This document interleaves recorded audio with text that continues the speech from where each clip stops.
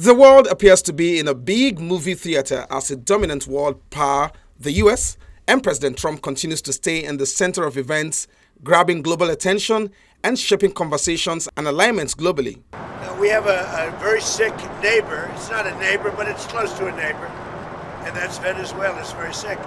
At the Southern Hemisphere scene of events, it's been weeks of tensed moments following the U.S. anti-drug campaign that reportedly have sunk over 20 vessels in strikes since September 2025.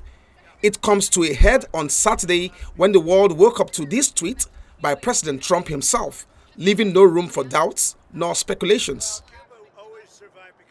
The U.S. Attorney General Pam Bondi said the Venezuelan leader was charged with a narcotic terrorism conspiracy and other drugs and weapons charges. Caracas declared an emergency immediately, condemned it and called it an extremely serious military aggression that also saw a widespread world condemnation, including countries from Mexico, Brazil, Colombia, Chile, and others in Latin America, including the BRICS nations like Russia and China.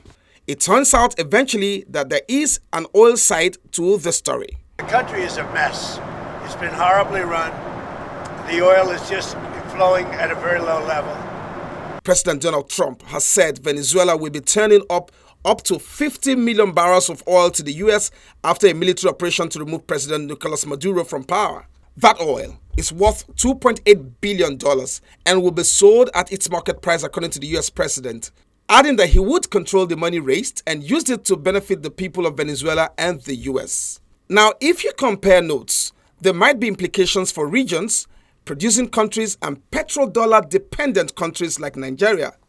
Should we be worried? Nigeria should do everything within its power to guard its national asset jealously, especially its crude assets, right?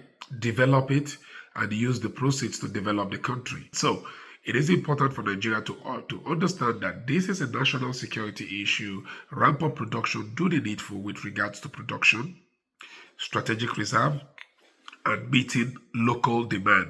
We don't want to do anything that will make us fall to the level of Venezuela at the moment.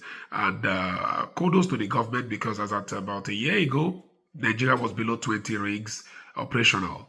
Low prices if outcomes tank, or high prices, either way, there is a place in history for Nigeria.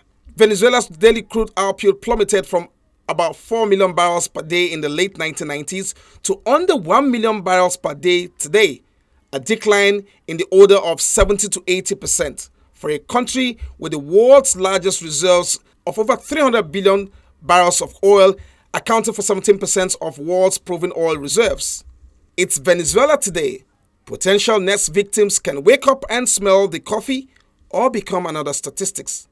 Olu Phillips, Channels Television News.